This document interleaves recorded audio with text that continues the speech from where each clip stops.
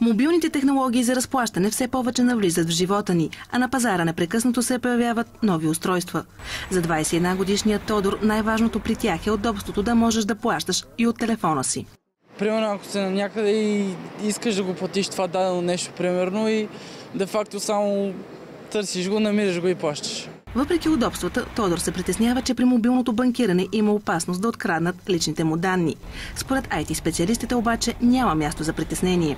Хората могат да бъдат спокойни. Това, което може да се каже за мобилните приложения за мобилно разплащане, е, че те имат едно от най-високите нива на защита, както на самия софтуер, така и на начин на трансфер на данни между сървърите на банката и нашия смартфон. Софтуерните продукти за разплащане и банкиране разполагат с допълнителни защити, а преди да бъдат пуснати на пазара, се правят редица тестове.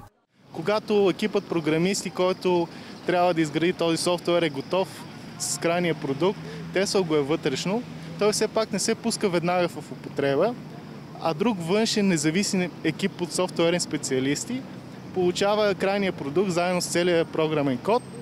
Неговата цел е единствено да провери доколко той е сигурен и доколко работи безпроблемно. Сред препоръките на IT-специалистите е да се използва антивирусен софтуер, като за препоръчване е той да бъде легален. За Новините на TV+, Светлана Еникева.